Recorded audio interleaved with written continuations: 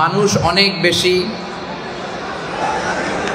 জায়গা হবে না, বসা যাবে না, গরম, এই সব কিছু মাথায় নিয়েই আমাদেরকে প্রোগ্রামটা করতে হবে। আচ্ছা বলেন তো, আমরা বাংলাদেশিরা কি সুশৃঙ্খল জাতি না বিশৃঙ্খল জাতি? তো সুশৃঙ্খল জাতি হইলে ধাক্কাধাক্কি করা যাবে বলেন? এই যে আসার আগে আমি দেখলাম যে এখানে সিকিউরিটি পুলিশ দিয়ে ব্লক করে ফেলছে, আমাকেই ঢুকতে দিচ্ছে না। কারণ রাস্তাঘাটে এরকম বিশৃঙ্খলা করে ফেললে তারা আমাদেরকে হয়তো প্রোগ্রাম কন্টিনিউ করার অনুমতি দিবে না। আর এরকম বিশৃঙ্খল পরিবেশে কোরআনের কথা আমি সাধারণত বলিও না। বাংলাদেশে আপনারা জানেন গত বছর 8 বিভাগে 8টা তাফসির প্রোগ্রাম করেছি।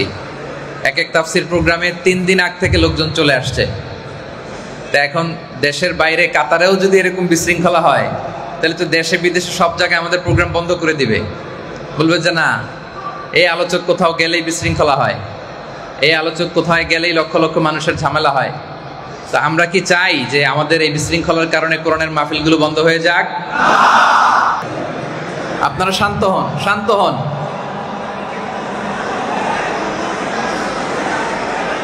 শেষবারের মতো বলি, শান্ত হন। এই যে ছোট্ট গেট, শত শত মানুষ ধাক্কাধাক্কি করলে ঢুকা যাবে? মেহরবানি করে যারা ঢুকতে পারতেছেন না চলে যান, আল্লাহর ওয়াস্তে সেফ জোনে যান। আপনি ইনজুর্ড হবেন, এই যে ধাক্কাধাক্কি করে আপনারা আহত হবেন। এই দিকে আপনাদের শুকরিয়া জানানোর পাশাপাশি আমি আওকাফ এবং কাতারের ধর্ম মন্ত্রণালয়কে অন্তরের অন্তঃস্থল থেকে শুভেচ্ছা জানাচ্ছি যে ওনারা বাঙালি কমিউনিটির মাঝে কোরআনের বাণীকে পৌঁছে দেওয়ার জন্য এরকম চমৎকার আয়োজন আমাদের জন্য করেছেন। ওনাদের নিমন্ত্রণে, ধর্ম মন্ত্রণালয়ের নিমন্ত্রণে এবছর আমি কাতারে আগমন করেছি এবং 4টি বড় বড় পাবলিক ইভেন্টে অংশগ্রহণ করেছি এবং আজকেই আমার সর্বশেষ ইভেন্ট। আগামীকাল আমি আবার বাংলাদেশে ফেরত যাব ইনশাআল্লাহ বিইذনিল্লাহ। আজকে খুব জটিল একটা টপিক দেওয়া হয়েছে আমাকে, জটিল টপিকটা হচ্ছে হুকুকুজ জাওজাইন, মানে স্বামী স্ত্রীর অধিকার। স্বামীর প্রতি স্ত্রীর কি অধিকার, স্ত্রীর প্রতি স্বামীর কি অধিকার। তো এগুলো তো বোঝার বিষয়, বুঝিয়ে বুঝিয়ে বলবার বিষয়। আপনারা যদি বিশৃঙ্খলা করেন তাহলে আলোচনা করা যাবে? এখনো দরজাগুলোতে ধাক্কাধাক্কি করতেছেন আপনারা। আমি যে আয়াত তেলাওয়াত করেছিলাম, আল্লাহ তাআলা গোটা মানব জাতিকে উদ্দেশ্য করে বলছেন, ওই আল্লাহকে ভয় করো যে আল্লাহ এক মানুষ থেকে তোমাদের সবাইকে সৃষ্টি করেছেন, এক আত্মা, তার থেকে সৃষ্টি করেছেন তার স্ত্রীকে। তারা হচ্ছেন আদম আর হাওয়া, আমাদের আদি পিতা আদি মাতা, ঠিক কিনা বলেন? এবং তাদের থেকেই তো আমরা আসছি, কি বলেন? আদম হাওয়া, তাদের সন্তান শীস, হাবিল, কাবিল, ইকলিমা, এরকম হতে হতে হতে হতে হতে হতে আজকের এই 2025 পর্যন্ত। তাহলে ঘুরে ফিরে আমরা কিন্তু এক ফ্যামিলির সন্তান, কি বলেন? কথা কি বুঝতেছেন? চিন্তা করলে ঘুরে ফিরে আমরা সবাই কয় পরিবারের সন্তান? খালাকনাকুম মিন যাকারিন ওয়া উনসা ওয়াজআলনাকুম শুউবান ওয়া ক্বাবাইলা লিতাআরাফু। এক ফ্যামিলির সন্তান আমরা, আমাদের রুট এক, অরিজিন এক। তাহলে এভাবে আল্লাহ তাআলা স্বামী আর স্ত্রী, আদম আলাইহিস সালামকে স্বামী বানালেন, হাওয়া আলাইহিস সালামকে স্ত্রী বানালেন। তাদের মধ্য দিয়ে বংশের পর বংশ, প্রজন্মের পর প্রজন্ম, আস্তে আস্তে আমরা এই কোটি কোটি বনি আদম পৃথিবীতে ছড়িয়ে পড়েছি, আলহামদুলিল্লাহ বলেন। এবং স্বামী স্ত্রীর যে সম্পর্কটা, এটা আল্লাহর দেয়া স্পেশাল সম্পর্ক, এটা জান্নাতি সম্পর্ক। আদম আলাইহিস সালামকে সৃষ্টি করার পরে ওনার একা একা ভাল লাগে না, একা একা অস্থির অস্থির লাগে। সাথী নাই, বন্ধু নাই, বান্ধবী নাই, কেউ নাই। তো আল্লাহ তাআলা তার একজন সাথী দিলেন, হাওয়া আলাইহিস সালামকে বিয়ে পড়ায় দিলেন। এখন স্বামী আর স্ত্রী হয়ে ওনারা জান্নাতে থাকতে আরম্ভ করলো, আলহামদুলিল্লাহ পড়েন। হাওয়া আলাইহিস সালামের সঙ্গ পেয়ে আদম আলাইহিস সালাম স্থির হয়ে গেলেন, স্থির, আর অস্থিরতা নাই, অস্থিরতা নাই। তাহলে একে অন্যের পরিপূরক, স্বামী স্ত্রী একে অন্যের পরিপূরক। আজকে আমরা এই টপিকটা নিয়ে কথা বলবো যে স্বামীর অধিকার কি, স্ত্রীর অধিকার কি, কিভাবে একটা প্রাণবন্ত আনন্দময় দাম্পত্য জীবন আমরা গড়ে তুলতে পারি। আমাদের পরিবারগুলো সুখের হোক, শান্তিময় হোক, আমরা চাই কি চাই না বলেন? চাই।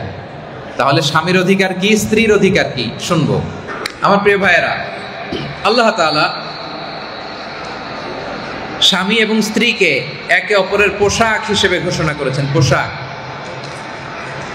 স্বামী তার স্ত্রীর জন্য পোশাক, পোশাক এবং স্ত্রী তার স্বামীর জন্য পোশাক। তার আগে আমি একটু করে জেনে নেই যে যেহেতু স্বামী স্ত্রীর অধিকার নিয়ে আমরা আলোচনার দিকে ঢুকতেছি, এখানে স্বামী হয়েছেন কারা কারা একটু দেখি, মানে বিয়ে করছেন কারা কারা।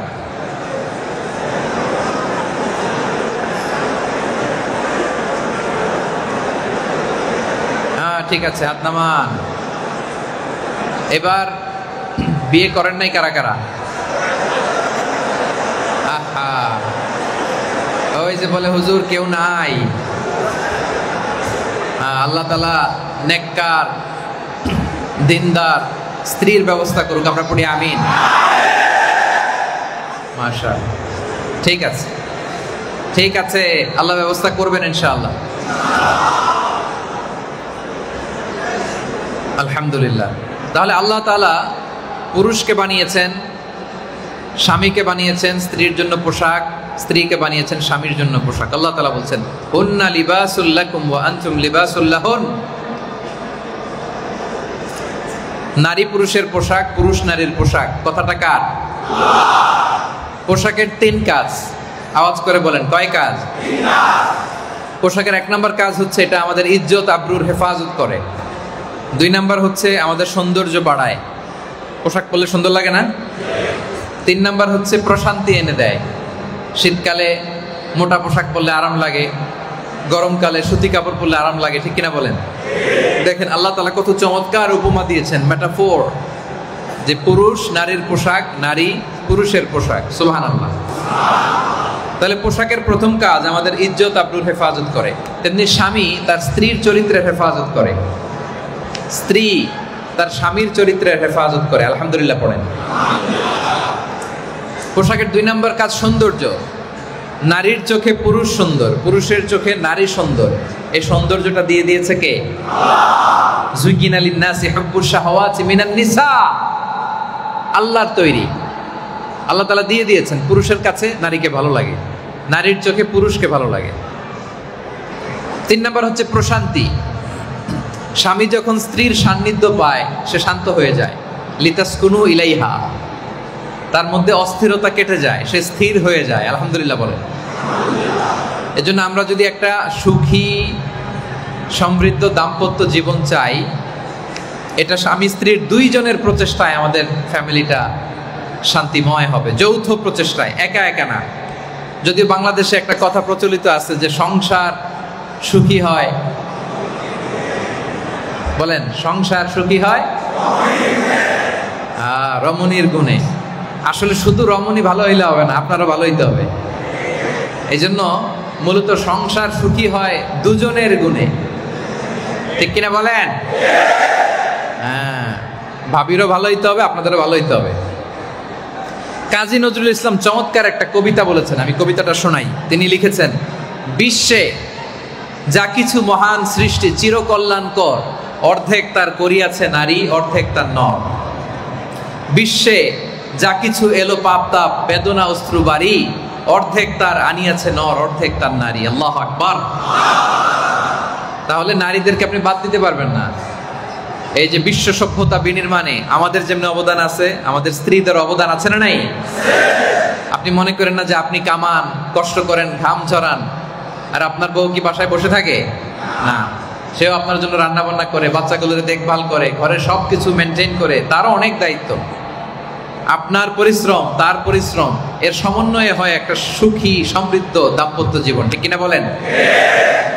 এজন্য আল্লাহ রাসূল সাল্লাল্লাহু আলাইহি ওয়াসাল্লাম তিনি বলেন, আন-নিসাউ শাকাইকুর রিজাল। নারীরা হচ্ছে পুরুষের সহকর্মী, সহযোদ্ধা, পার্টনার, কাউন্টার পার্ট। নারীদেরকে বাদ দিলে এ সমাজের উন্নয়ন সম্ভব হবে না। এজন্য শাকাইক, এজন্য স্বামী স্ত্রীর সম্পর্কটা বড্ড মধুর সম্পর্ক, ভালোবাসার সম্পর্ক। কিসের সম্পর্ক? জোরে বলেন, আরো জোরে। ভালোবাসার সম্পর্ক। স্বামী স্ত্রীর সম্পর্ক ভালোবাসার সম্পর্ক। এক্ষেত্রে কে বেশি কে কম এগুলো বলা যাবে না, একে অন্যের পরিপূরক। স্বামী স্ত্রীর সম্পর্ক হচ্ছে হাত আর চোখের মতো। কিসের মতো? হাতে যদি ব্যথা পায় চোখ দিয়ে পানি ঝরে, ঠিক কিনা? আর চোখ দিয়ে পানি ঝরলে হাত সে পানি, চোখের পানি মুছে দেয়, ঠিক কিনা বলেন? তাহলে পরিপূরক হয়েছে কি হয় নাই? হাত আর চোখের মতো। হাতে ব্যথা পেলে চোখ দিয়ে অশ্রু ঝরে, আর চোখ দিয়ে অশ্রু ঝরলে মুছে দেয় কে? হাত। তাহলে সম্পর্কটা এরকম। কে করেছেন এই সম্পর্ক?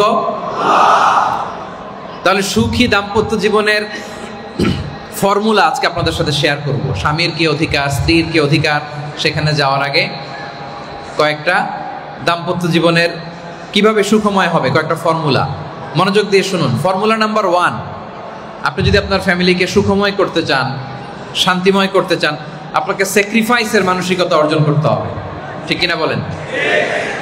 স্যাক্রিফাইস শব্দটা পরিচিত না সবার কাছে? কথা কয় না, অপ্রয়োজনে কথা কয়, বিশৃঙ্খলা করে জিজ্ঞেস করলে কথা কয়। স্যাক্রিফাইস শব্দটা পরিচিত কিনা? স্বামী স্ত্রীর সম্পর্ক ভালোবাসার সম্পর্ক, সুখ দুঃখ ভাগাভাগি করে নিতে হয়, এত ভুল ধরতে হয় না। ভুল কার নাই? আপনি যদি বউয়ের ভুল ধরেন, আপনারও ভুল আছে না নাই? আপনি যদি বলেন ও ভালো না, ওর এই সমস্যা ওই সমস্যা, তো আপনারও সমস্যা আছে না নাই? এই জন্য স্বামী স্ত্রীর সম্পর্ক হচ্ছে মানিয়ে নেওয়ার সম্পর্ক। দাম্পত্য জীবনের সম্পর্কটাই এমন, কখনো রোদ, কখনো বৃষ্টি, কখনো ঝগড়া, কখনো ভালোবাসা, ঠিক কিনা? আপনাদের ঝগড়া হয়? হ্যাঁ হয়। আপনাদের হয় না? আপনাদের কি অবস্থা? বেশি না কম? বেশি বলে না, ঝগড়া করা যাবে না। আসলে স্বামী স্ত্রীর সম্পর্কটাই এমন, স্বামী স্ত্রীর সম্পর্কটা এমন সম্পর্ক, হাসতে হাসতে ঝগড়া শুরু হয়ে যায়, আর ঝগড়া করতে করতে হাসাহাসি শুরু হয়ে যায়, ঠিক কিনা বলেন? ঠিক কিনা? স্বামী স্ত্রীর সম্পর্কটা এমন সম্পর্ক, হাসতেছেন হাসতেছেন, হাসির কথা বলতেছেন, হাসতে হাসতে ঝগড়া শুরু, ঝগড়া করতে করতে আবার হাসাহাসি শুরু। সুবহানাল্লাহ পড়বেন না? এই জন্য একে অপরের খুঁত ধরবেন না বেশি বেশি। No one is perfect in this world. পৃথিবীতে কেউ পারফেক্ট না, কেউ না। এই জন্য ভালোবাসা প্রকাশ করুন, স্যাক্রিফাইসের মানসিকতা অর্জন করুন। তাহলে সুখী দাম্পত্য জীবনের 1 নাম্বার ফর্মুলা হচ্ছে স্যাক্রিফাইস। কাতার প্রবাসী ভাইয়েরা আওয়াজ করে বলুন, 1 নাম্বার ফর্মুলা কি? 2 নাম্বার ফর্মুলা হচ্ছে কোনোভাবে যাতে ঝগড়া শুরু না হয়, এটা ট্রাই করতে হবে। ভাবি রেগে গেলে আপনি চুপ থাকবেন, ওকে? কে বলছে ওকে? ঠিক আছে। আপনি রেগে গেলে ভাবি চুপ থাকবে, কি বলেন? কারণ শয়তান ইমানদারদের সুখী সংসার যদি সে ভেঙে দিতে পারে, শয়তান বড্ড খুশি হয়। ছোট্ট ঝগড়া থেকে আস্তে আস্তে সম্পর্ক খারাপ, পরে সেপারেশন, এটা ডিভোর্স পর্যন্ত গড়ায়, ঠিক কিনা বলেন? ছোট্ট ঝগড়ার রেশ ধরে সম্পর্কের টানা পড়েন, পরে এটা চলে যায় তালাকে, ডিভোর্সের দিকে। আমরা কি এরকম চাই? তাহলে ঝগড়া করবেন না। ইমানদারদের সুখী সংসার ভেঙে দিতে পারলে শয়তান খুশি হয়। শয়তান পানির উপরে তার আরশ বসিয়ে প্রতিদিন হিসাব নেয়, কিরে কে কি করলি? একজন বলে আমি মিথ্যা কথা বলিয়েছি একজনকে দিয়ে, আরেক শয়তান এসে বলে আমি চুরি করাইছি একজন রে, আরেকজন বলে আমি ডাকাতি করাইছি। সে কারো কথায় বেশি খুশি হয় না। আরেকজন এসে বলে আমি এক ইমানদারের সংসার ঝগড়ার মাধ্যমে ভেঙে খান খান করে দিয়েছি। এবার শয়তান ওরে কাঁধে নিয়ে নাচতে শুরু করে দেয়। তাহলে ঝগড়া করবেন? করবেন? কে কে হাত তোলেন?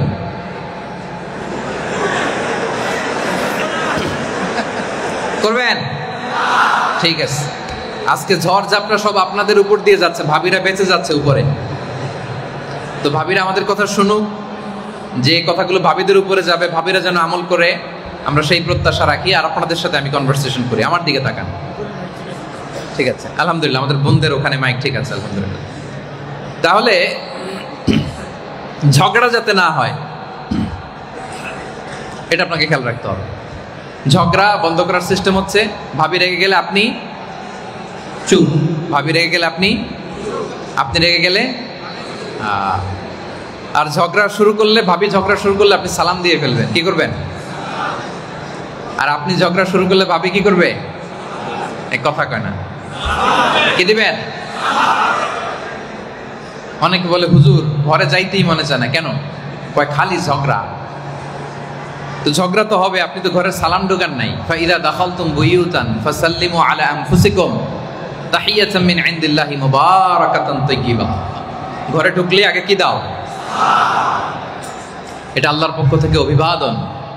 এই বাণীটা, সালামের বাক্যটা মুবারাকা, বরকতময়, তাইয়্যিবা, এটা পবিত্র বাণী।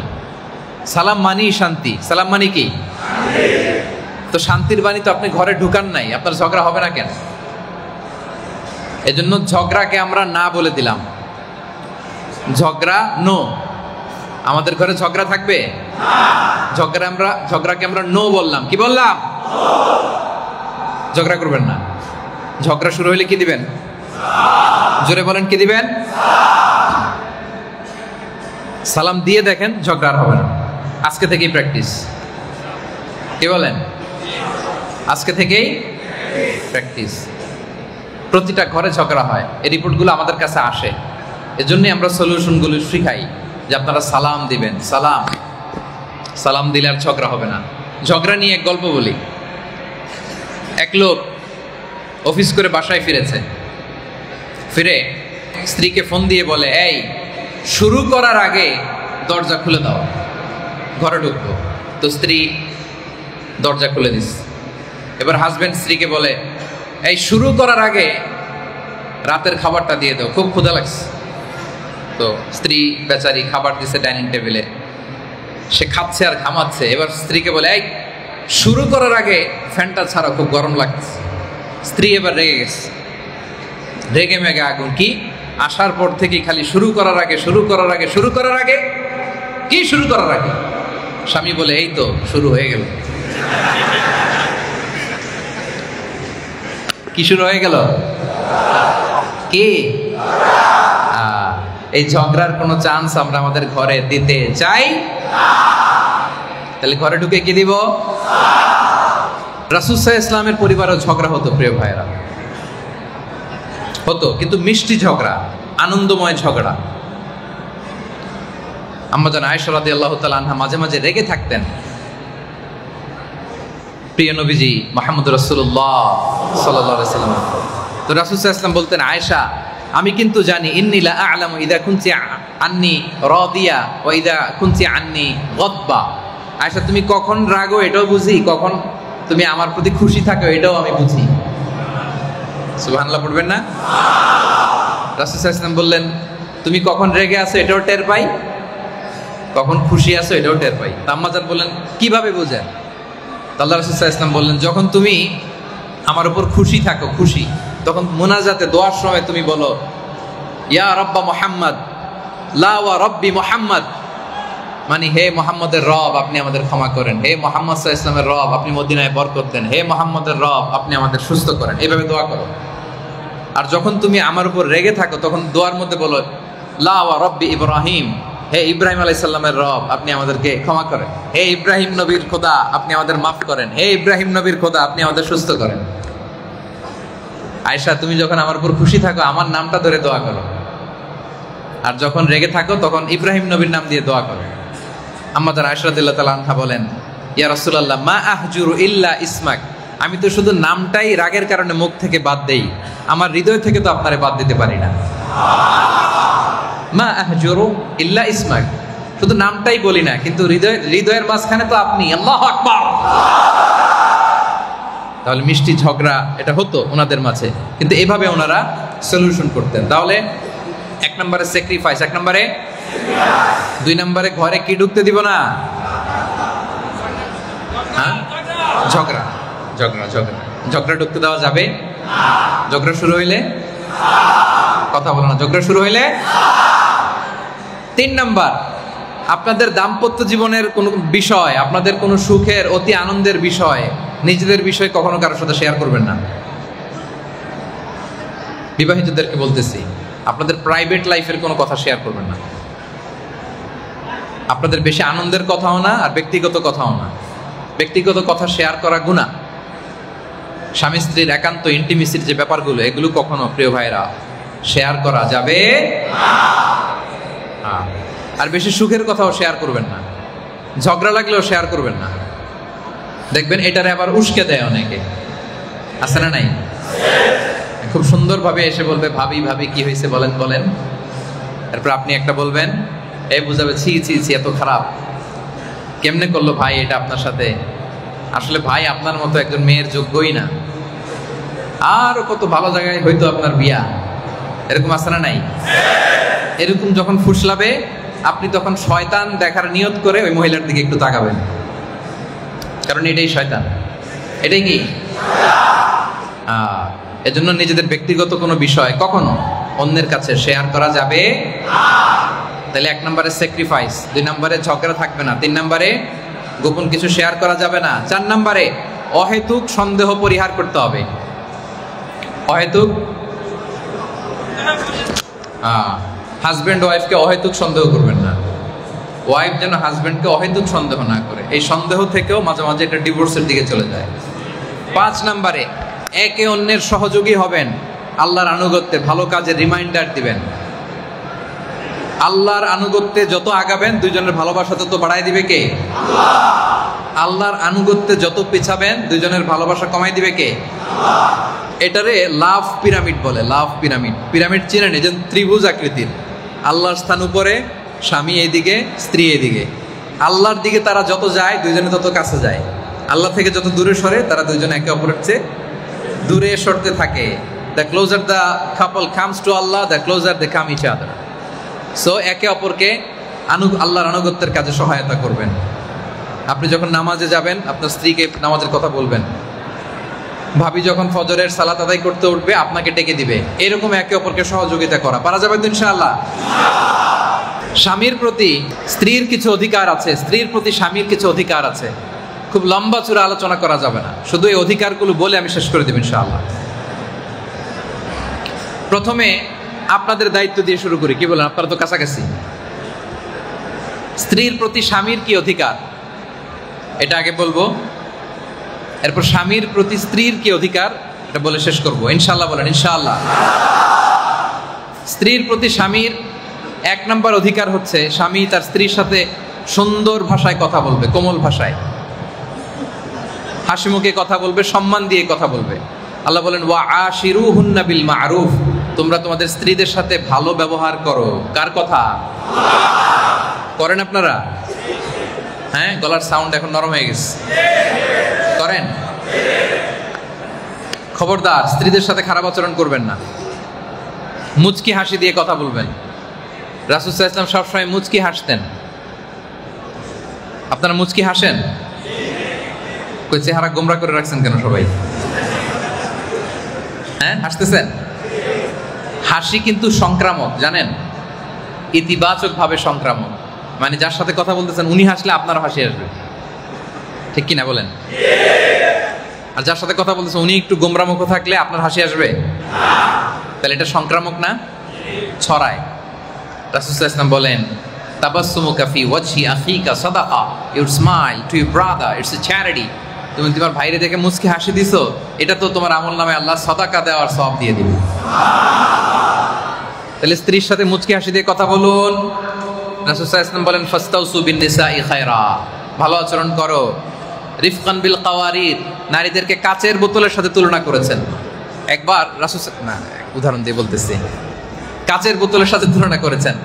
একবার আম্মাজান, খুব সম্ভবত উম্মে সালামা রাদিয়াল্লাহু তাআলা আনহাকে কেউ ওটের হাওদাজে করে এমন জোরে নিয়ে যাচ্ছে, রাসূল সাল্লাল্লাহু আলাইহি ওয়াসাল্লাম তখন বলেন এই সাবধান, রিফকান বিল কাওয়ারিদ, কাচের গ্লাসের সাথে যেমন আচরণ করো ওদের সাথেও এইভাবে করো। কারণ নারীরা গঠনগতভাবেই একটু নরম প্রকৃতির, তাদের সাথে কড়াকড়ি করা যাবে না।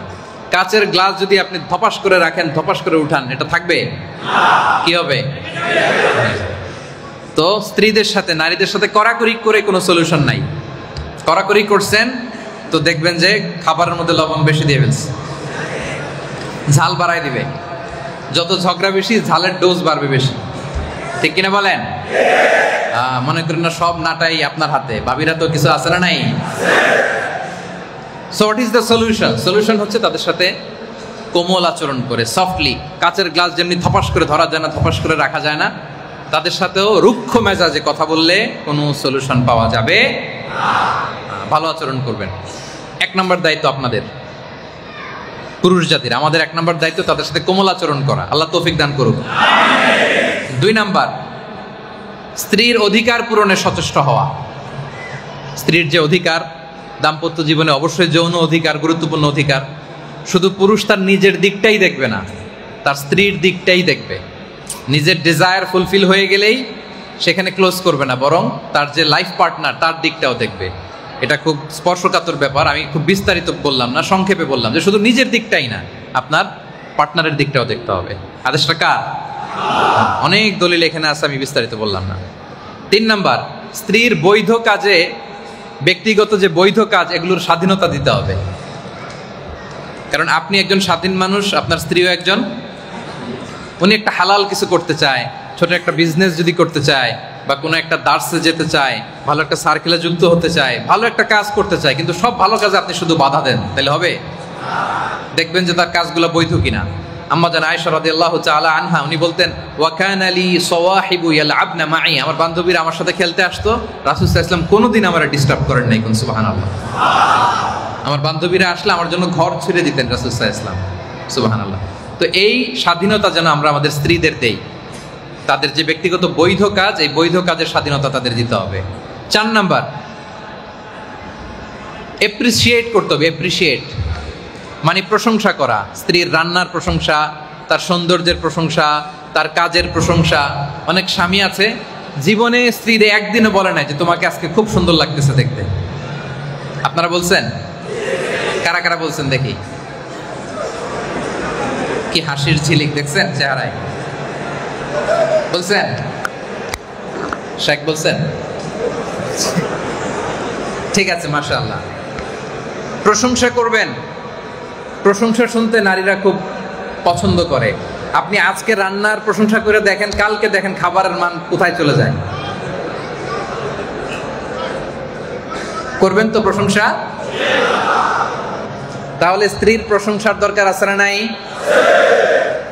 করবেন।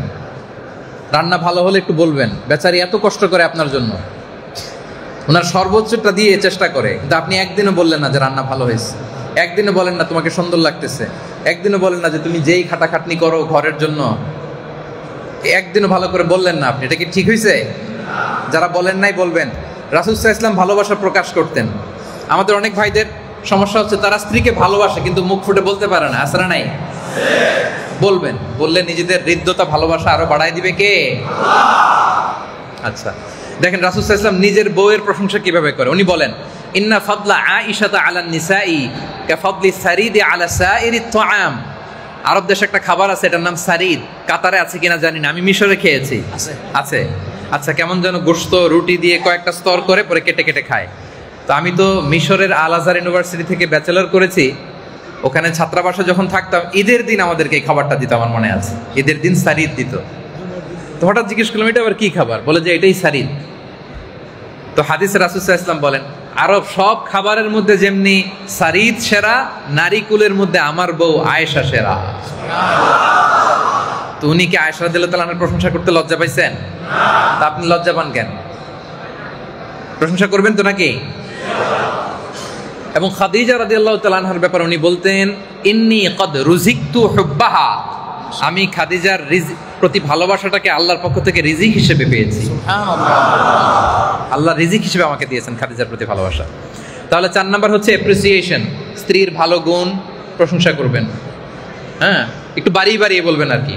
ভাবিরা না থাকলে আরো বেশি বুঝাই বলতে পারতাম, তো একটু বাড়ায় বাড়ায় বলতে হবে। এটা কিন্তু মিথ্যা হবে না, বুঝছেন? স্ত্রীর মনোরঞ্জনের জন্য স্বামী যদি একটু বাড়িয়ে বলে, একটু কথা টুইস্ট করে বলে, এতে কোনো গুনাহ হয় না। কথা বুঝতে পেরেছেন? তাহলে স্ত্রীর প্রশংসা করবেন, তার সৌন্দর্যের প্রশংসা, তার কাজের প্রশংসা, তার রান্নার প্রশংসা। তাহলে আপনাদের মধ্যে মহব্বত বাড়াই দিবে কে? আল্লাহ। একটা ছোট্ট গল্প বলি। এক লোক স্ত্রীর প্রশংসা করার ওয়াজ যখন শুনছে, শুনেই ওয়াজ শেষে বাড়িতে গেছে। রাতের খাবার যখন স্ত্রী দিছে, খেয়ে এত প্রশংসা শুরু করছে স্ত্রীর, যে সুবহানাল্লাহ, আজকে তোমার গরুর গোশত রান্নাটা এত মজা হয়েছে, মাশাআল্লাহ, কিভাবে রান্না করলা তুমি? আমার জীবনে আমার গোটা জিন্দিগিতে এত সুন্দর গরুর গোশত রান্না আমি খাই নাই। তো প্রশংসা করলে তো বেচারি খুশি হওয়ার কথা, কিন্তু বউ রেগে মেগে আগুন, বলে রান্না মজা হয়েছে মানে আজকে তো আমি রান্না করি নাই। পাশের ঘরের ভাবি এক বাটি গরুর গোশতের তরকারি দিয়েছিল, এই জন্য রাতের রান্না আর বসাই নাই। ভাবলাম ওইটা দিয়ে তুমি আমি খাই শেষ করব। তো ওই বেটির রান্না তোমার এত ভালো লাগছে, খাও জনমের খাও, আর রান্না করবো না আমি। তো প্রশংসা তো অবশ্যই করবেন, কিন্তু বুঝে শুনে করবেন আর কি। রান্নাটা ভাবি করছে কিনা আগে জেনে নেবেন, তারপরে প্রশংসা, ঠিক কিনা বলেন? তাহলে 4 নম্বরে গেল এপ্রিসিয়েশন। 5 নম্বরে স্ত্রীর প্রতি ভালোবাসা প্রকাশ করবেন। ভালোবাসা, আপনি যে তাকে ভালোবাসেন এটা বলবেন। বলছেন? স্ত্রীকে আই লাভ ইউ বলছেন কে কে দেখি?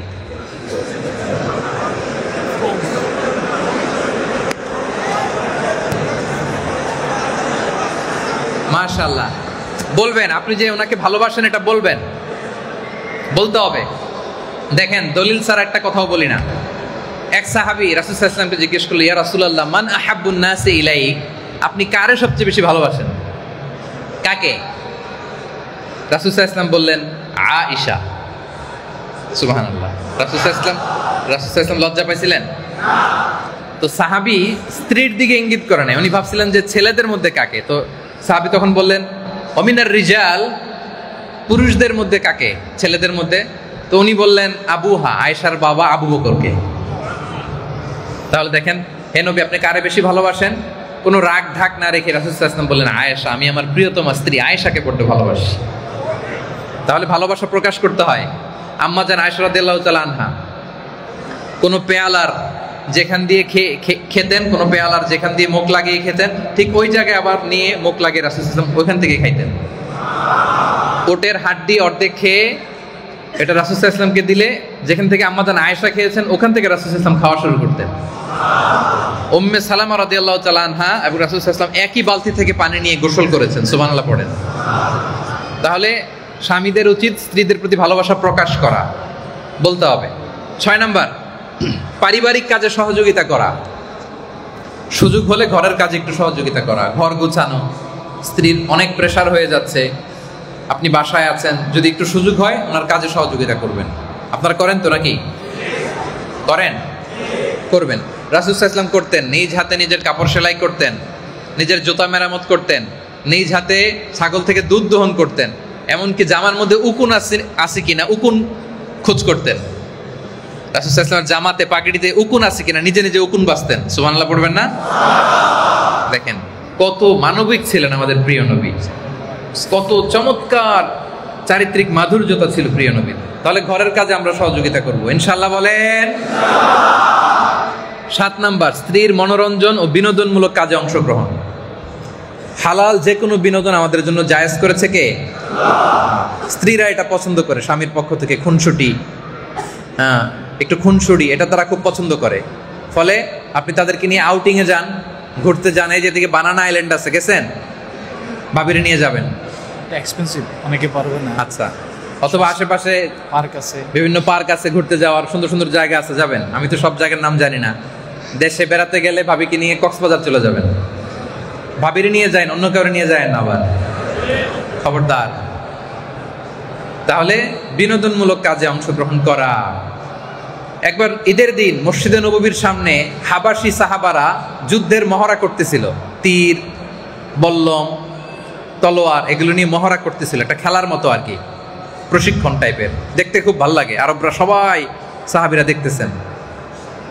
তো আম্মা জান আয়েশা রাদিয়াল্লাহু তাআলা আনহাকে আল্লাহ রাসূল সাল্লাল্লাহু আলাইহি ওয়াসাল্লাম জিজ্ঞেস করলেন, তুমিও দেখবা নাকি? উনি বললেন, আমিও দেখবো। তো রাসূল সাল্লাল্লাহু আলাইহি ওয়াসাল্লাম ওনাকে পিছনে নিলেন এবং আম্মা জান আয়েশা বলেন, আমার গাল আর রাসূল সাল্লাল্লাহু আলাইহি ওয়াসাল্লামের গাল একসাথে, মানে এইখানে ওনার থুত নিয়ে এইখানে রাসূল সাল্লাল্লাহু আলাইহি ওয়াসাল্লামের পিছনের উপর দাঁড়িয়ে বা কাঁধে উঠে উনি খেলা দেখতে আরম্ভ করলেন। অনেকক্ষণ যখন দুজন মিলে খেলা দেখলেন, তখন রাসূল সাল্লাল্লাহু আলাইহি ওয়াসাল্লাম বললেন, তুমি কি তৃপ্তি সহকারে দেখেছো? আম্মা জান আয়েশা বলেন, হ্যাঁ, দেখা শেষ। তখন বললেন, ঠিক আছে, যাও। আম্মা জান আয়েশা রাদিয়াল্লাহু তাআলা আনহা তখন চলে গেলেন। সুবহানাল্লাহ পড়েন। দেখেন, তার মানে একসাথে খেলা উপভোগ করেছেন, হালাল খেলা। যেহেতু তীর ধনুক দিয়ে প্রশিক্ষণ, যুদ্ধের প্রশিক্ষণ, এটা তো দেখাই যাবে। তাহলে রাসূল সাল্লাল্লাহু আলাইহি ওয়াসাল্লাম এবং আম্মাজান আয়েশা মিলে একসাথে মসজিদে নববীর সামনে খেলা উপভোগ করেছেন। সুবহানাল্লাহ পড়েন। মাঝে মাঝে সফরে বের হলে রাত্রিবেলা মরুভূমির মাঝখানে দৌড় প্রতিযোগিতা করতেন দুইজন। আপনারা করছেন? হ্যাঁ, দৌড় প্রতিযোগিতা করছেন নাকি কখনো? নাকি বাবিরে মারার জন্য দৌড়াইছেন? এরকম হয় নাই তো? আবার বলে আইয়াযু বিল্লাহ, আল্লাহ হেফাজত করো। তো আম্মাজান আয়েশা রাদিয়াল্লাহু তাআলা আনহা তখন খুব চিকন ছিলেন। রাসূল সাল্লাল্লাহু আলাইহি ওয়াসাল্লাম বললেন, আয়েশা চলো আমরা একটা দৌড় প্রতিযোগিতা দেই, কে কার আগে ওই পর্যন্ত যেতে পারে। দুইজনে দৌড়ালেন। আম্মাজান আয়েশা যেহেতু হালকা ছিলেন তখন, বিয়ের শুরুর দিককার কথা, উনি আগে দৌড়ে ফার্স্ট হয়ে গেলেন। রাসূল সাল্লাল্লাহু আলাইহি ওয়াসাল্লাম রানার আপ, চ্যাম্পিয়ন কে? কথা বুঝে নাই। চ্যাম্পিয়ন কে? আর রাসূল সাল্লাল্লাহু আলাইহি ওয়াসাল্লাম রানার আপ। তো রাসূল সাল্লাল্লাহু আলাইহি ওয়াসাল্লাম এটা নোট করে রাখছে মনে মনে, যে দাঁড়াও আমি পরে এটা শোধে আসলে একেবারে। অনেক বছর পর তখন আর আম্মাজান আয়েশা রাদিয়াল্লাহু তাআলা আগের মতো সেই পাতলা চিকনটি নেই, মোটা হয়ে গেছেন, একটু হেলদি হয়েছেন আর কি। তো রাসূল সাল্লাল্লাহু আলাইহি ওয়াসাল্লাম খেয়াল করে আবার বলেন, আয়েশা চলো আজকেও একটা দৌড় দেই। তো আম্মাজান আয়েশা ভাবছেন আগে তো একবার হারাইছিলাম, আজকেও বোধহয় হারাই দিব। কিন্তু ওই দিন আর আম্মাজান আয়েশা রাসূল সাল্লাল্লাহু আলাইহি ওয়াসাল্লামকে হারাতে পারেন নাই। রাসূল সাল্লাল্লাহু আলাইহি ওয়াসাল্লাম দৌড়ে যে চ্যাম্পিয়ন হয়ে গেলেন, আম্মাজান আয়েশা রাদিয়াল্লাহু তাআলা থেকে হারাই দিলেন। পড়েন সুবহানাল্লাহ। রাসূল সাল্লাল্লাহু আলাইহি ওয়াসাল্লাম বলেন, হাদিহি বিতিলকা সাবকা, ওই যে নোটে রাখছেন, বলতেছে আয়েশা মনে করো না ভুলে গেছি, ওই যে বিয়ের শুরুর দিকে যে একবার আমারে হারাইছিলা, আজকে তোমারে হারাই ওটার শোধ নিয়ে নিলাম। সুবহানাল্লাহ পড়বেন না? আমি বোঝাতে চাচ্ছি কি মাধুর্যপূর্ণ ওনাদের কাপল লাইফ ছিল, দাম্পত্য জীবন ছিল। সো যেটা আপনারা করবেন সেটা হচ্ছে স্ত্রীর মনোরঞ্জন ও বিনোদনমূলক কাজে অংশগ্রহণ করা, এটা আমরা করব। 8 নাম্বার, স্ত্রীর মতামতেরও গুরুত্ব দিতে হবে, তার পছন্দ তার রুচির গুরুত্ব দেয়া। ধরেন বাজার থেকে যা মনে চায় আপনি নিয়ে আসেন, বেচারি আর নিজের কিছু বলতে পারেন না, আপনি জিজ্ঞেস করবেন যে কি আনবো, তাহলে আপনারটাও কিনলেন, ভাবির যেটা মনে চায় ওইটাও কিনলেন। আলোচনা কিন্তু বেশিরভাগ ভাবিদের পক্ষে হয়ে যাচ্ছে আমার মনে হচ্ছে। তাহলে বাজার থেকে কিছু আনার সময় ধরেন যে বাড়ি করবেন, গাড়ি কিনবেন, কোন কালারের কোন ব্র্যান্ডের একটু পরামর্শ নেবেন। পরামর্শ নেওয়া সুন্নাহ, এই অগ্রাধিকারটুকু তাদেরকে দিতে হবে। মানে নিজের যা মনে চায় একটা কিনে ফেললাম, করে ফেললাম, এরকম যেন না হয়। রাসূল সাল্লাল্লাহু আলাইহি ওয়াসাল্লাম মাঝে মাঝে স্ত্রীদের পরামর্শ শুনতেন। হুদাইবিয়ার ঘটনা, লম্বা ঘটনা, আমি সংক্ষেপ করে বলি। চুক্তি হয়েছে, আপাত দৃষ্টিতে দেখা যায় সব চুক্তি মুসলমানদের বিরুদ্ধে, সাহাবীরা রেগে মেগে আগুন। ওমর রাদিয়াল্লাহু তাআলা আনহু বলে কোনোভাবে মানি না আমি। রাসূল সাল্লাল্লাহু আলাইহি ওয়াসাল্লাম বলেন, ওমর শান্ত হও, শান্ত হও, সামনে ভালো দিন আসবে, শান্ত। ওমর রাদিয়াল্লাহু তাআলা আনহু মানেন না, কেউ কোনো সাহাবী মানেন না, শুধু রাসূল সাল্লাল্লাহু আলাইহি ওয়াসাল্লাম মেনে যাচ্ছেন। ওরা যা বলে ওকে, যা বলে ওকে, ঠিক আছে, যত ক্লজ আছে মেনে নিচ্ছে। এই বছর 1400 জন আসছেন, কেউ উমরা করতে পারবেন না, চলে যান, ওকে। আগামী বছর আসলেও মাত্র 3 দিন, বলে ওকে। আর আপনার নাম মুহাম্মদুর রাসূলুল্লাহ কেন লেখছেন, রাসূলুল্লাহ বাদ দেন, রাসূল সাল্লাল্লাহু আলাইহি ওয়াসাল্লাম বলে ওকে। একটার পর একটা সাহাবারা কেউ রাজি হয় না, রাসূল সাল্লাল্লাহু আলাইহি ওয়াসাল্লাম রাজি হয়ে গেলেন। রাসূল সাল্লাল্লাহু আলাইহি ওয়াসাল্লাম দূরদৃষ্টি সম্পন্ন ব্যক্তিত্ব ছিলেন। তিনি জানেন এই শান্তি চুক্তি হলে সামনের বছরগুলোতে খুব চমৎকার তিনি দাওয়াতি কাজ করে গোটা বিশ্বে লা ইলাহার বাণী পৌঁছায় দিতে পারবেন। এটাই আল্লাহ বললেন, ইন্না ফাতাহনা লাকা ফাতহাম মুবিনা, ক্লিয়ার ভিক্টরি। এই হুদাইবিয়ার এটার কারণেই মূলত মক্কা বিজয় হয়েছে। সুবহানাল্লাহ। সাহাবারা বুঝেন, রাসূল সাল্লাল্লাহু আলাইহি ওয়াসাল্লাম বুঝেছেন। তো সাহাবারা কেউ মানে না, রেগে মেগে বসে আছে, রাসূল সাল্লাল্লাহু আলাইহি ওয়াসাল্লাম রাজি। এবার রাসূল সাল্লাল্লাহু আলাইহি ওয়াসাল্লাম বললেন, চুক্তি অনুযায়ী আমরা এবছর উমরা করতে পারবো না, যদিও ইজহার রেদা এহরামের কাপড় পরে আসছি, আসো কাপড় খুলে ফেলি, আমরা ইয়ে করে ফেলি, মাথার চুল ফেলে দেই, হালাল হয়ে যায়, আর পশু যা আনছি আল্লাহর নামে জবাই দেই। রাসূল সাল্লাল্লাহু আলাইহি ওয়াসাল্লাম বললেন, কেউ শোনে না। আবার দাঁড়ালেন তিনি, আবার বললেন, সবাই মাথার চুল কাটো, এখনই কুরবানি করো। 1400 সাহাবী, কেউ কথা শোনে না। তৃতীয়বার আরো সজোরে বললেন, চুল হলক করো, কুরবানি করো। পুরো রাসূল সাল্লাল্লাহু আলাইহি ওয়াসাল্লামের সিরাতের জীবনে কখন এমন হয় নাই যে রাসূল সাল্লাল্লাহু আলাইহি ওয়াসাল্লামের মুখ দিয়ে একটা কথা বেরিয়েছে সাহাবারা সে কথা পালন করে নাই, এক্সেপ্ট এই হুদাইবিয়ার ইনসিডেন্ট। 3 বার বলার পরও একজন সাহাবী কথা শোনে না, কারণ ওনারা রেগে মেগে বুক ফেটে চৌচির। ওনারা মানতেই পারতেছেন না যে আমরা আল্লাহর ঘর জিয়ারত না করে আমরা মদিনায় যাবো, এটা হতেই পারে না। হয়তো রাসূল সাল্লাল্লাহু আলাইহি ওয়াসাল্লাম মত ঘুরাবেন, মত পাল্টাবেন, অপেক্ষা করতেছে, কেউ কথা শোনে না। রাসূল সাল্লাল্লাহু আলাইহি ওয়াসাল্লাম এতটা বিব্রতকর পরিস্থিতিতে কখনো পড়েন নাই। কি করবেন, কেউ কথা শোনে না, উনি ঘরে চলে গেলেন। খুব চিন্তিত। ওনাকে চিন্তিত দেখে আম্মাজান উম্মে সালামা রাদিয়াল্লাহু তাআলা আনহা জিজ্ঞেস করলেন, ইয়া রাসূলুল্লাহ কি হয়েছে? পুরো ঘটনা খুলে বললেন। ঘটনা তো খুব থমথমে অবস্থা, কি করব? আমি 3 বার আদেশ করার পরও আমার সাহাবারা কথা শোনে না। কেউ মাথার চুলও ফেলে হালাল হয় না, নিয়ে আসা প্রাণীগুলোও জবাই করে না। উম্মে সালামা বলেন, ইয়া রাসূলুল্লাহ আমি একটা বুদ্ধি দেই, যদি আপনি মানেন আমার মনে হয় কাজ হবে। তাই নাকি, বলো তো? উনি বললেন, আপনি এখন ঘর থেকে বেরোবেন, কারোর সাথে একটা টু শব্দ করবেন না। আপনি আপনার হাল্লাক যে আছে তারে এনে মাথার নিজের চুলটা ফেলে দিবেন, নিজের ওটা জবাই করে দিয়ে আবার চলে আসবেন তাঁবুর ভিতর, করে দেখেন কাজ হয়ে যাবে। এবার রাসূল সাল্লাল্লাহু আলাইহি ওয়াসাল্লাম বেরিয়ে হাল্লাককে দিয়ে চুল হালাক করলেন, নিজের ওট নিজে জবাই করলেন। রাসূল সাল্লাল্লাহু আলাইহি ওয়াসাল্লামকে যখন সবাই দেখছে যে রাসূল সাল্লাল্লাহু আলাইহি ওয়াসাল্লাম নিজেই ওট জবাই করতেছে, আর সবাই দেরি না করে মাথার চুল ফেলে দিয়ে সবাই সবার প্রাণী জবাই করতে শুরু করে দিল। পড়েন সুবহানাল্লাহ। তাহলে বলেন, নারীদের পরামর্শ মাঝে মাঝে কাজে লাগে কি লাগে না? পরামর্শ করবেন তো? পরামর্শ করবেন। 9 নাম্বার, স্ত্রীকে পর্যাপ্ত সময় দিবেন। স্ত্রীকে নিয়ে ঘুরতে যাবেন, স্ত্রীকে রেখে দীর্ঘদিন প্রবাসে থাকা যাবে না।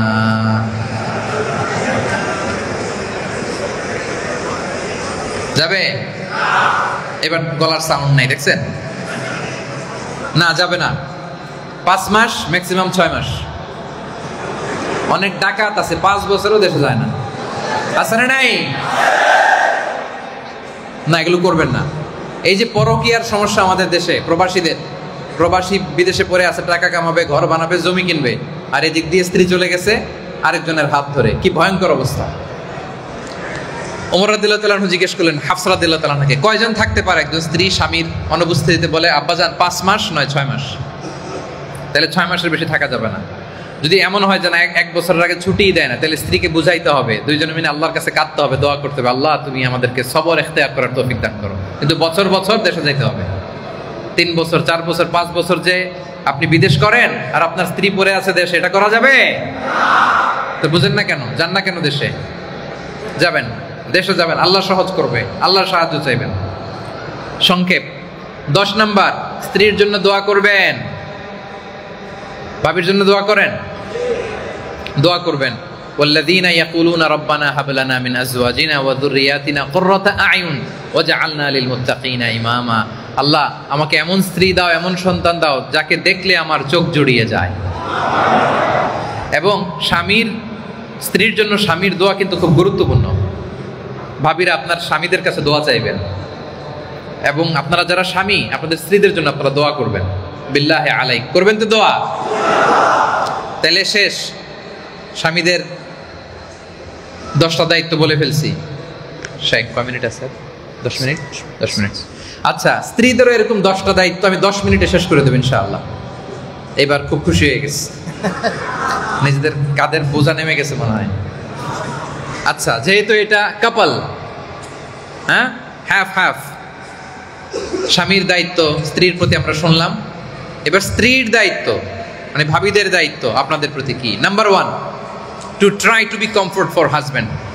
স্বামীর জন্য কমফোর্ট হওয়া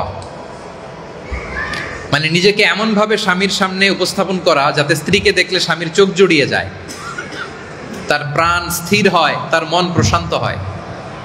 আমার বোনেরা, আপনারা যারা শুনছেন বা শুনবেন, নিজেকে স্বামীর সামনে এভাবে উপস্থাপন করুন যে আপনাকে দেখলে, এ ভাই এত তোমার লাইভ করা লাগতেছে কেন? এ কে? আমার দিকে তাকাও। এইভাবে ঘুরে ঘুরে আমার দিকে, এদিকে ওয়াজ শুনতে এসে মোবাইল নিয়ে ব্যস্ত, আমার দিকে।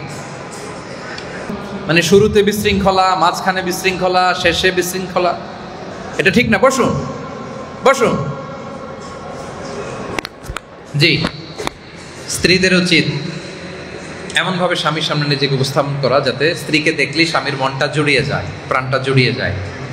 কারণ আল্লাহ বলেন লিতাসকুনু ইলাইহা, স্ত্রীদের তৈরি করা হয়েছে যাতে স্ত্রীর সান্নিধ্যে স্বামী স্থির হতে পারে, অস্থির থেকে স্থির হবে, প্রশান্ত হবে, তার চোখ জুড়িয়ে যাবে। ঠিক কিনা বলেন? খাদিজা রাদিয়াল্লাহু তাআলা আনহা, ওনার কি পুরস্কার জানেন জান্নাতে? সহিহ বুখারীর হাদিস, বাশশিরু খাদিজাতা বিবাইতিন ফিল জান্নাতি মিন কসব ওয়ালা সাখাবা ফীহি ওয়ালা নাসাব। আল্লাহ বলেন খাদিজাকে এমন জান্নাতের সুসংবাদ দাও জিবরিল যে জান্নাতে আমি ডায়মন্ড দিয়ে খাদিজা রাদিয়াল্লাহু তাআলা আনহার জন্য এমন একটা প্রাসাদ বানিয়েছি যেই প্রাসাদে কোনো নয়েজ নাই, বিশৃঙ্খলা নাই, কোনো সাউন্ড নাই। পড়েন সুবহানাল্লাহ। কেন এত কিছু থাকতে ওনারে এমন রাজপ্রাসাদ কেন দিবে যেখানে কোনো আওয়াজ নাই, নয়েজ নাই, বিশৃঙ্খলা নাই? এর কারণ রাসূলুল্লাহ সাল্লাল্লাহু আলাইহি সাল্লাম মক্কায় অনেক বিশৃঙ্খলা সহ্য করতেন সারাদিন। উনি কোরআন তেলাওয়াত করলে কাফেররা হাততালি দিত, শীষ বাজাতো, বিশৃঙ্খলা করত, নয়েজ করত। এইসব নয়েজ বিশৃঙ্খলা সারাদিন মাড়িয়ে আমার প্রিয় নবী যখন খাদিজা রাদিয়াল্লাহু তাআলা আনহার বাসায় আসতেন, ওনার হৃদয়টা শান্ত হয়ে যেত। সারাদিন বিশৃঙ্খলা, ঝঞ্ঝা ঝামেলা, নয়েজ ফেস করে যখন ঘরে আসতেন, খাদিজা রাদিয়াল্লাহু তাআলা আনহা চাইতেন যে আমার স্বামীর জন্য ঘরটাকে আমি খুব কোয়াইট, শান্ত, নয়েজ মুক্ত, বিশৃঙ্খলা মুক্ত একটা পরিবেশ উপহার দিব। তাহলে সারাদিন নবী নয়েজ ফেস করতেন বাইরে, আর ঘরে ঢুকলেই শান্তি। ঘরে ঢুকলে কোনো বিশৃঙ্খলা নাই, সাউন্ড নাই, আওয়াজ নাই। তো আরবিতে একটা কথা আছে, আল জাযাউ মিন জিনসিল আমাল। আপনি যেই কাজ, ভালো কাজ করছেন, এটার প্রতিদানও ওইটার মতোই হবে, ওই ধরনেরই হবে। এজন্য আম্মা জান খাদিজা দুনিয়াতে নবী সাল্লাল্লাহু আলাইহি ওয়াসাল্লামকে যেই জিনিস উপহার দিয়েছেন তার জন্য ওই রকম উপহার আল্লাহর জান্নাতে প্রস্তুত রেখেছে কে? এজন্য স্বামীর সামনে নিজেকে এমনভাবে উপস্থাপন করুন যেন আপনাকে দেখলে ভাল লাগে। এখন সারাদিন বেচারা আপনার জন্য ইনকাম করে, বাচ্চাদের জন্য ইনকাম করে, বাইরে অনেক ঝঞ্ঝা, বিশৃঙ্খলা, স্ট্রাগল পার করে আসার পরে ঘরে ঢোকার সাথে যদি আপনি বক বক বক বক বক বক শুরু করে দেন, তাহলে বেচারা বাঁচবে? বাঁচবে? এজন্য আমাদের বোনেরা, প্লিজ আপনি স্বামীর সাথে ভালো আচরণ করুন, ভালো আচরণ করুন। আপনার স্বামী সেই আপনার জান্নাত। কি রত্ন আল্লাহ তাআলা আপনাকে দিয়েছে আপনি জানেন না। আল্লাহ নবী বলেন, আল্লাহ ছাড়া কাউকে যদি সেজদা দেয়া বৈধ হতো, পৃথিবীর প্রত্যেক স্ত্রীকে আমি বলতাম নিজের স্বামীর পায়ের সামনে সেজদায় লুটিয়ে পড়ো। এজন্য এমন ভাবে আপনি আপনার স্বামীর সামনে দাঁড়াবেন, নিজেকে উপস্থাপন করবেন যে আপনাকে দেখলে ওনার রাগ আসে না, বরং হৃদয়টা শান্ত হয়, চোখ জড়িয়ে যায়। কথা ক্লিয়ার? জি, এটা আমাদের বোনদের বুঝতে হবে। বিভিন্ন জরিপে দেখা গিয়েছে অনেক মানুষ ঘরে যাইতে চায় না, বাইরে বেশি সময় কাটাতে চায়, কারণ ঘরে গেলেই বক বক বক বক শুরু হয়ে যায়। আছে না নাই? এই ধরনের আচরণ যেন আমরা না করি। আমাদের বোনেরা, তাদেরকে আমি বলবো, আপনি স্বামীর জন্য ত্রাস হবেন না। অনেক স্ত্রী স্বামীর কাছে কি ত্রাস, মানে স্বামীর সাথে এমন আচরণ, বরং স্বামী বেচারা স্ত্রীকে দেখলে ভয় পায়। এরকম আছে না নাই? জরিপে দেখা গিয়েছে স্ত্রীর ভয়ে অনেক স্বামী হার্ট অ্যাটাক করে মারা যায়। আছে না নাই? এই জন্য স্বামী আপনাকে ভয় পাক, আপনি ত্রাস তৈরি করেন, এমন পরিবেশ কখন আপনি করবেন না। আপনার দিন দুনিয়া সব আপনি বরবাদ করছেন। কথা ক্লিয়ার? আশা করি আমাদের বোনেরা বুঝতে পেরেছেন। কারণ স্বামী স্ত্রীর সম্পর্ক হবে ভালোবাসার। এখন স্বামী যদি স্ত্রীরে ভয় পায়, তাহলে ভালোবাসা আসবে? আপনারা কি আপনাদের স্ত্রীদের ভয় পান নাকি? ভয় পান? স্ত্রীকে ভয় পাওয়া নিয়ে একটা গল্প বলি। এক অফিসের বড় বস তার স্ত্রীকে বড্ড ভয় পায়, প্রচন্ড ভয় পায়। তো সে মনে মনে ভাবলো, আমার কোম্পানিতে যারা স্টাফ আছে দেখি এরা কেউ ভয় পায় কিনা, নাকি আমি একাই পাই। তো পুরুষ স্টাফ যারা আছে সবাইকে দাঁড় করে বলে, এই দুইটা লাইন করেন, যারা যারা আপনারা আপনাদের বউদের ভয় পান তারা এই ডান দিকের লাইনে যান, আর যারা বউকে ভয় পান না বাম দিকের লাইনে যান। এটা বলার সাথে সাথে সবাই ডান দিকের লাইনে সিরিয়াল ধরে দাঁড়ায় গেছে, একজন ছাড়া, একজন এই বাম দিকে দাঁড়ায় আছে।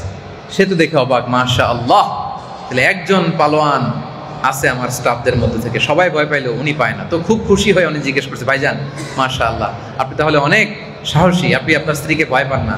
বলে যে স্যার, আমি যখন প্রতিদিন অফিসে আসার জন্য বের হই, আমার স্ত্রী আমাকে বলে, এই খবরদার, সবাই যেদিকে যায় তুমি কিন্তু ওদিকে যাবা না,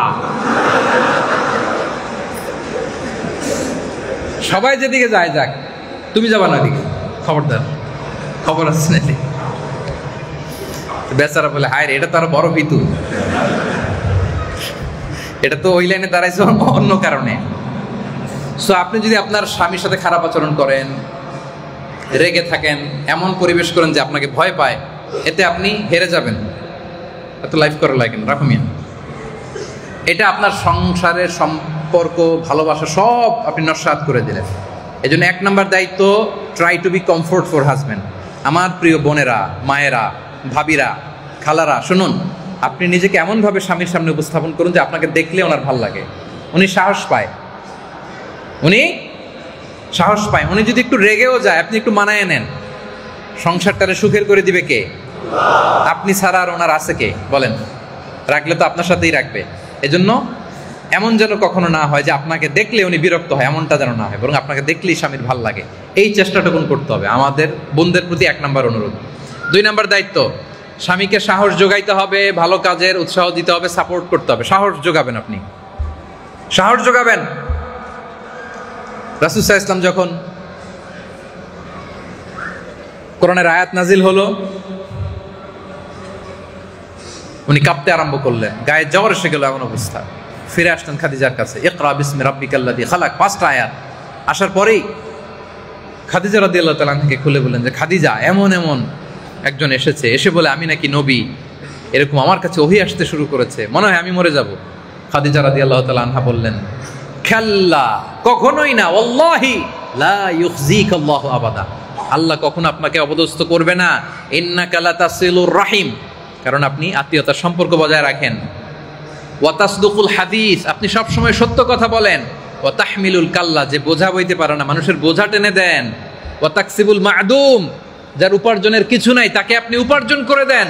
ওয়া তাকরিউদ দাইফ, আপনি মেহমানদারি করেন। ওয়া তুঈনু আলা নাওয়াইবিল হক, সত্য যেখানে বিপন্ন সেখানে আপনি সত্যের বীর সেনানী হয়ে দাঁড়িয়ে যান। পড়েন সুবহানাল্লাহ। আল্লাহ আপনাকে কখনোই অপদস্থ, অপমানিত করবেন না, আপনার ভয় পাওয়ার কিছু নাই।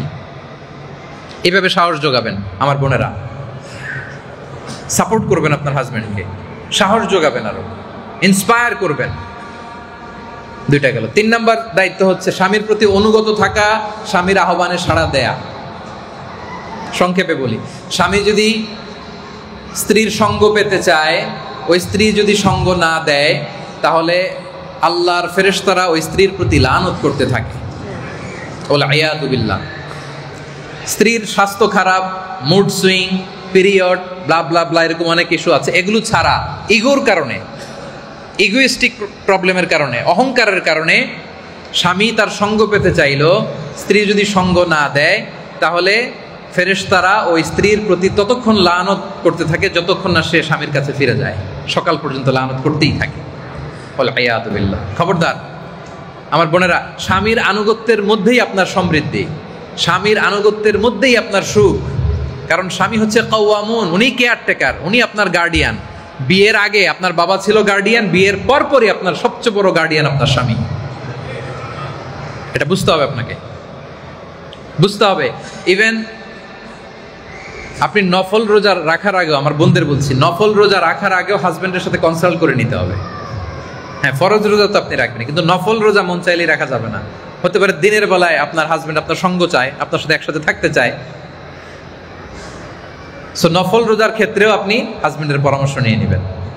সুবহানাল্লাহ, কত সুন্দর ইসলাম, কত চেক এন্ড ব্যালেন্স। তাহলে 3 নম্বর হচ্ছে স্ত্রীর 3 নম্বর দায়িত্ব স্বামীর প্রতি অনুগত বা স্বামীর আহ্বানে সাড়া দেয়া। 4 নম্বর নিজের সতীত্বের হেফাজত করা। সতীত্বের হেফাজত এটা নারীর অনেক বড় সম্পদ। আল্লাহর হাবিব সাল্লাল্লাহু আলাইহি ওয়া আলিহি ওয়াসাল্লাম বলেন, আল মারআতু ইযা সাল্লাত খামসাহা ওয়া সামাত শাহরাহা ওয়া আতাআত বা'লাহা ওয়া হাফিযাত ফুরুজাহা ফালতাদখুল মিন আইয়ি আবওয়াবিল জান্নাতি শাআত। আমার বোনেরা যারা শুনছেন, রাসূল সাল্লাল্লাহু আলাইহি ওয়াসাল্লাম বলেন, কোন নারী যদি 4টা কাজ করে, সবাই বলেন তো কয়টা? 1 নম্বর 5 ওয়াক্ত সালাত পড়ে, রমজানের রোজা রাখে, স্বামীর আনুগত্য করে, আর নিজের সতীত্বের হেফাজত করে। 4টা কাজ যদি কেউ করে, আল্লাহর 8টা জান্নাতের দরজা আল্লাহ তাদের জন্য খুলে দিবেন। তাহলে নারীদের জন্য জান্নাতে যাওয়া কঠিন না সহজ? সহজ। তাহলে নিজের সতীত্বের হেফাজত করতে হবে। 5 নম্বর স্বামীর সম্পদের হেফাজত করা। স্বামীর সম্পদের হেফাজত করা। এমন করা যাবে না যেটা তো আমার সম্পদ না, স্বামীর সম্পদ, যা মনে চাই করি না। আপনি সম্পদের হেফাজত করবেন, সম্পদের হেফাজত করবেন। হিন্দ, আবু সুফিয়ানের স্ত্রী হিন্দ রাসূল সাল্লাল্লাহু আলাইহি ওয়াসাল্লামকে জিজ্ঞেস করেছেন, ইয়া রাসূলুল্লাহ, আবু সুফিয়ান তো খুব কৃপণ, আমার যা দরকার লাগে দেয় না টাকা পয়সা। তা আমি যদি আবু সুফিয়ানরে না বলে আবু সুফিয়ানের জামা থেকে টাকা নিয়ে যাই, আমার কি গুনাহ হবে? রাসূল সাল্লাল্লাহু আলাইহি ওয়াসাল্লাম বললেন, না, গুনাহ হবে না, তবে ন্যায়সঙ্গতভাবে নিও। যতটুকু দরকার ততটুকু নিও, বেশি নেওয়া যাবে না। আপনি স্বামীর সম্পদের হেফাজত করবেন। 6 নাম্বার, সন্তান ও পরিবারের সার্বিক বিষয়ের রক্ষণাবেক্ষণ করা, এটা স্ত্রীর দায়িত্ব। একজন স্ত্রী হচ্ছে MD, managing director of a family. হালালভাবে উনি সব করতে পারে, চাকরি ব্যবসা ঠিক আছে, কিন্তু ফ্যামিলির ভিতরেই তো বিশাল কাজ। আপনি ফ্যামিলি সামলাবেন, ঘর সামলাবেন, বাচ্চাদেরকে আপনি লালন পালন করছেন, মানে কি আপনি নতুন জেনারেশন তৈরি করছেন। সুবহানাল্লাহ। এক একজন মায়ের পেট এক একটা খনি। আর দুনিয়া কুল্লুহা মাতা ওয়া খায়রু মাতা'আদ দুনিয়াল মারআতুস সালিহ। দুনিয়ার সব সম্পদ নবী বলেন, আর সবচেয়ে দামি সম্পদ নেককার নারী। সুবহানাল্লাহ বললেন না আপনারা? নিজেদের ছেলে মেয়েদেরকে শেখানো ইসলামী তারবিয়া, আখলাক, এটা অনেক বড় কাজ, অনেক বড় কাজ। অনেকে আছে যে কাজের লোকের কাছে বাচ্চা দিয়ে রাখে, আছে না নাই? তো কাজের লোকের কাছে যদি আপনার বাচ্চা বড় হয়, এই বাচ্চা কি আপনার আচরণ পাবে না কাজের লোকের আচরণ? এজন্য বুঝে শুনে সন্তান ও পরিবারের সার্বিক বিষয়ে রক্ষণাবেক্ষণ করা। 7 নম্বর দায়িত্ব, স্বামী পছন্দ করে না এমন কাউকে বাসায় এলাও করা যাবে। রাসূল সাল্লাল্লাহু আলাইহি ওয়াসাল্লাম কঠোরভাবে নির্দেশনা দিয়েছেন। 8 নাম্বার, স্ত্রী যদি সম্পদশালী হয় তাহলে স্বামীকে সেই সম্পদ দিয়ে প্রতিষ্ঠিত হতে সহায়তা করা। এটা আবশ্যক না, অপশনাল, করা উচিত। কারণ আপনার সম্পদ যদি আপনার স্বামীরই কোনো কাজে না লাগে, তাহলে এটা ভালোবাসা হইল বলেন? খাদিজা রাদিয়াল্লাহু তাআলা আনহা রাসূলুল্লাহ সাল্লাল্লাহু আলাইহি ওয়াসাল্লামকে বিয়ে করার পরে ওনার সমুদয় সম্পত্তি রাসূল সাল্লাল্লাহু আলাইহি ওয়াসাল্লামের পায়ের সামনে বিছিয়ে দিয়েছেন। ইয়া রাসূলুল্লাহ, আপনি দ্বীনি কাজ করেন, অর্থ নিয়ে আপনার টেনশন করা লাগবে না। যদিও ফিনান্সিয়াল সব দায়িত্ব ইসলামে ছেলেদের, ডৌরি মহারণা দিবে ছেলে, ফুডিং ছেলেদের, অ্যাকোমোডেশন ছেলেদের, ড্রেসিং ছেলেদের, সব ছেলেরা করবে। কিন্তু এমন যদি হয় যে স্ত্রীর অনেক সম্পদ, তার উচিত তার এই সম্পদ দিয়ে স্বামীকে স্বাবলম্বী করা। 9 নাম্বার, স্ত্রীদের উচিত বাসায় স্বামীদের কাছে নিজেকে পরিপাটি করে উপস্থাপন করা। বোনদেরকে আমি বলবো, আপনি সাজুগুজু করবেন স্বামীর জন্য নাকি বাইরে যাওয়ার জন্য? আমাদের অনেক বোনরা করে না, বাইরে যাওয়ার সময় কি করে? হায় রে সাজুগুজু, হায় রে বিউটি পার্লার, হায় রে মেকআপ কারে বলে। কিন্তু বাসায় সিরা ওড়না, পুরান কাপড়, বুয়ার মতো হয়ে বসে থাকে।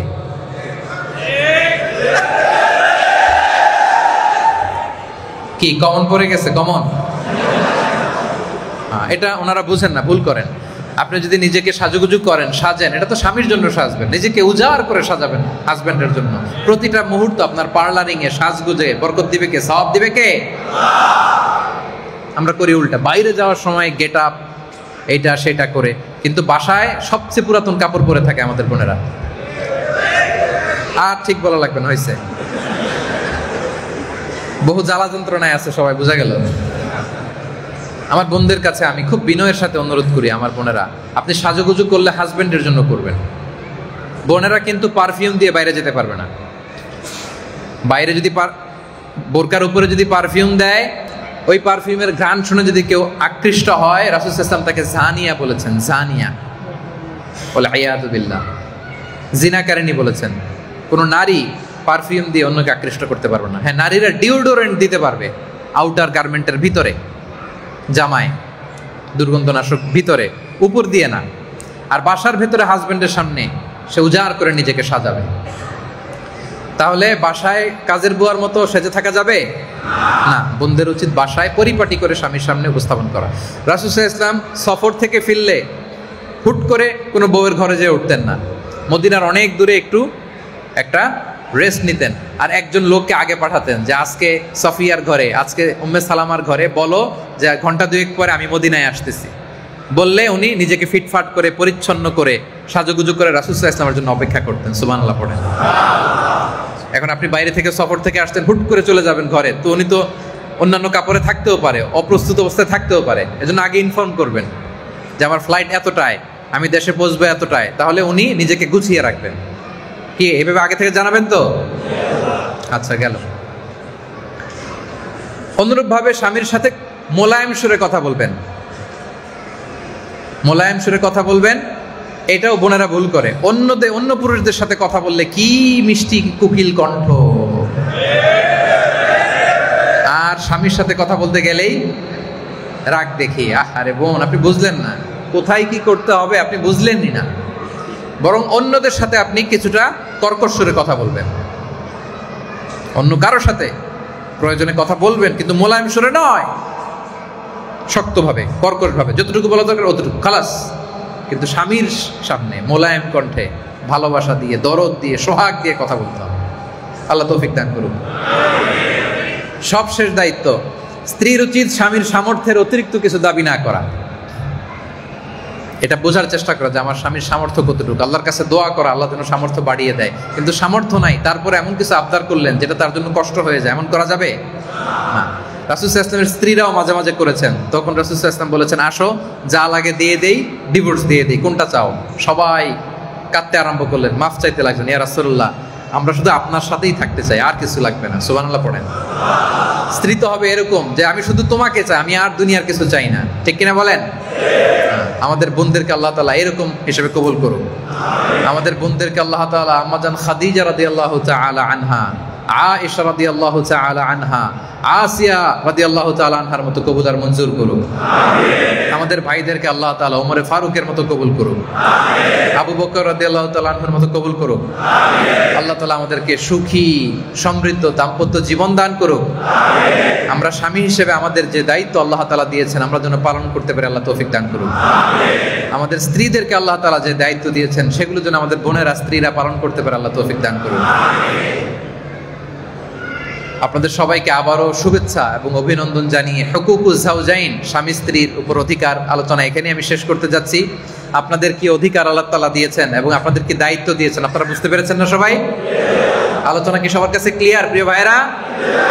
আশা করি আমাদের বোনদের কাছেও ক্লিয়ার। আল্লাহ তাআলা সবাইকে কথাগুলো বোঝা আর আমল করার তৌফিক দান করুন। যতগুলো কথা বলেছি বানিয়ে কিছু বলি নাই, তারপর আমার মনের অজান্তে মুখ ফসকে কোনো কথা যদি বেরিয়ে যায় আল্লাহ যেন সেগুলো আপনাদের স্মৃতিপট থেকে মুছে দেয়, আমরা পড়ি আমিন। সত্য সুন্দর কল্যাণকর হকের পক্ষে যা বললাম তার সবটুকুন প্রথমে আল্লাহ তাআলা আমাকে এবং আপনাদের সবাইকে আমলের তৌফিক দান করুক, আমরা পড়ি আমিন।